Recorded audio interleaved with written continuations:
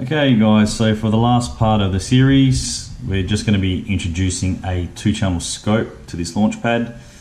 The scope I've chosen was recommended to me by Martin Lauren, who is the creator of the actual Hscope app for the unit, for the Android.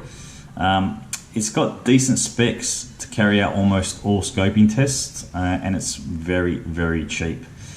The only downfall is it is a plus or minus 5 volt input, so unless you're scoping 5 volt reference circuits, you would need to use an attenuator the whole time you're using them. But the good thing is the scope actually comes with 10x attenuators built into the actual leads. So obviously we can measure up to 50 volts. I don't know if you can see that, but that's currently set to 1x, and if you actually just push it down, it's set to 10x. So that's pretty handy. So you really need to make sure you know what you're testing before you do anything to make sure that you avoid any damage to the scope. And please bear in mind, this is a cheap portable scope, and it's not really going to live up to your expectations if you're used to more advanced scopes with deep recording and such. But there is an additional automotive module that you can purchase which allows you to record for a decent period of time, and I think it's, from memory, I think it's about 2 minutes. There's an overlay feature and a 720-degree tool feature. For now, we're only really looking at a cheap scope that will allow us to see simple signals, particularly if you're running around mobile on the road. If you've got a more advanced problem and you need a more advanced scope, you're probably going to be getting the car back to the workshop and not doing it on the road. So the first thing we need to do is download the free Hscope app from the Google Play Store, which I've actually already done. So let's go into it, and as you can see, we're already there and it is waiting for the device. So all we do is grab the device. Obviously we need to use the same connector that we used for the endoscope in the second video, so let's plug that in.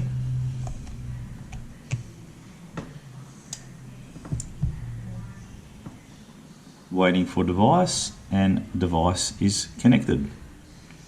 So it is as simple as that. So there's a few things that we can muck around with at the moment, but what I will do, it's just easier for me if we go out to a car and we put the leads on and see what we can actually find.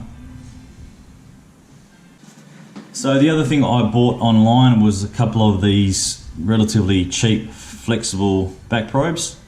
Very handy to have in tough to reach places. So we'll go out to a car, we'll plug these in and see what we can scope. Alright guys, I'm just out here on this Mazda again. It's my poor little test subject. So I'm just going to show you how we can do simple cam and crank correlation on this with this scope. So I did purchase the actual license. I had to purchase the whole thing so I can run both channels and use a trigger. I also did purchase the automotive module, so that way we can record for that short period of time and we can really zoom in and check the waveforms. The license to get both channels and the trigger was $18.99 Australian, and the automotive module was $15.99 extra. So well worth it, but I think we'll just test it out. We'll do a few tests and see how good it comes up, and then we can decide whether it's a great little cheap tool to add to it. So let's get in there. I'll show you what I did. So there's a little bit of glare here, but let me just see if I can get it. That's probably best there. So at the moment, I'll just show you the scope. So what I'm doing with these is I'm actually going to leave an attenuator, 20x attenuator, connected the whole time. I haven't got my second one here available, otherwise I'd have both on, but because I'm doing crank cam correlation, it's only 5 volts, it doesn't matter. But basically the original leads that I showed you in the first part are almost useless for automotive use. So really you're better off purchasing a new set, or if you've got an existing set, just use your existing leads. So anyway, let's go over here. Let's go to, so obviously my channel 1 has got a 20x attenuator, so I can choose that from the list, from the available probes. So if I just go 20x, my channel 2 is a normal one. It's already set to 1x, so that's fine. So I just turn them on and I just press scope to let it run. So that is cam and crank correlation happening right now. We go to the automotive module. I did that earlier, but what we'll do is I'll show you how we did it. So we're running at the moment, just press record. That's recording. We'll just get a nice long waveform there and we'll stop. So the good thing about this little bar at the bottom is you can scroll very fast to a different section. Just be easier with two hands.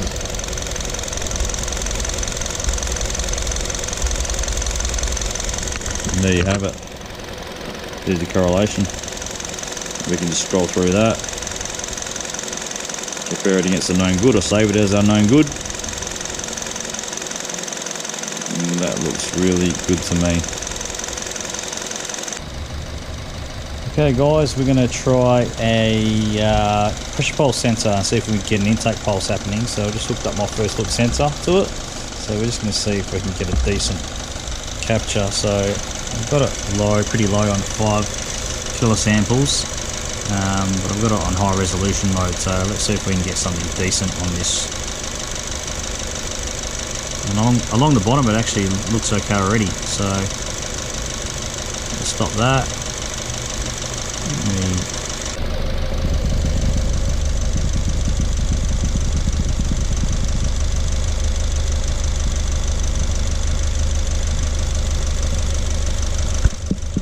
There we go. Hopefully you can see that better.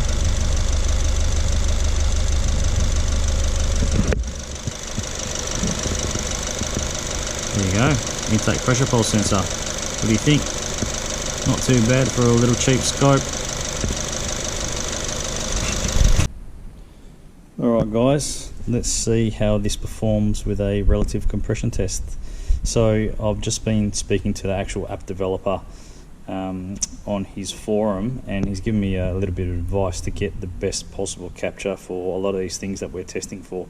So I've set it up for 5 kilosamples a second. I've set up the CC650 and I've disconnected the ignition coils. I know it's not the right thing to do, but we're only going to do a short burst, so let's just see how it goes.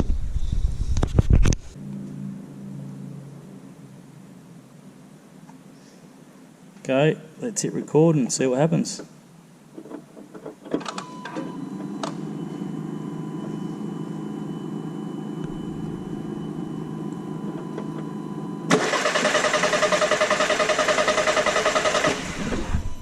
That's enough. Let's stop that.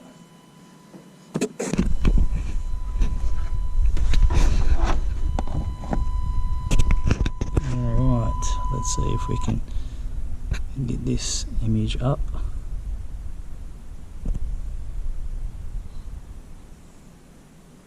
There you go. Relative compression done. That's pretty good for a waveform, considering it is a, by the time you buy the automotive module, it's about a $45 to $50 outlay for the actual app and the licenses, and a $70 odd oscilloscope. Obviously, you know, we're relying on having these clamps ourselves already if you want to do these sorts of tests, but just for a general scope up to 12 volts for most of your systems, it's actually fantastic. Great portable tool, great cheap scope for beginners before you start buying some expensive stuff, but really overall it's pretty damn good. So this really turns this little launch pad into, you know, an amazing tool. And obviously, you know, you can put this scope and this app on any Android device. In fact, any of this stuff that we've added to this actual launch pad you can put on any Android based tablet or phone. But the fact that the launch X-431 is obviously a fantastic diagnostic tool, it's great to have that. And there's one other feature that I really want to show you after. We'll go through that just quickly. It's the split screen function on this as well, which is on most Android tablets as well. So once again, we're basing it on this launch X-431, but this really applies to any Android tablet. So we'll give that a crack. I'll show you that and we'll go from there. Okay guys, here's just an example of what split screen can do. Look, this Volkswagen, I'll be honest with you, that's not the best example because, you know, like most Volkswagens, they've all got measuring blocks, and unless you know exactly which measuring block is which, you have to sort through them all. And because I can't be bothered looking up which channel the purge valve is on, what I'm going to do is just show you an example of one side of the launch pad with data PIDs and the other side with the actual scope itself. So I'm just going to go put this into the purge valve, and then if you were looking at the purge valve operation on this side, and then I'll plug this in, you would see that go up to 12 volts straight away, battery voltage. And then obviously you can monitor it on the same side to see whether you're getting the command or whether the command is getting to the purge valve itself. And obviously if I disconnect that and then something changes on the left hand side, you can see on split screen. And that's how simple that is. There's a lot of mucking around. When I did put the launch part into split screen, it did say that this may not work perfectly in split screen. Obviously it's a pretty processing heavy app itself, so it may not be 100%, but to be honest with you, I think it's a great little tool altogether. So that's it for the scope side of things. If you guys got any questions or you want me to do anything in particular, a particular test, let me know. Otherwise, that's all good, ready to go. Look, by all means, obviously I've only had this for a few days too, so I don't really know everything about this. There's lots of little, nuances with the actual app itself and things you can do and things you can't do, the way to get a cleaner signal. But the actual app creator is fantastic, really helpful, and he's always there to lend a helping hand if you guys have any questions. Hope you enjoyed. Thanks, guys.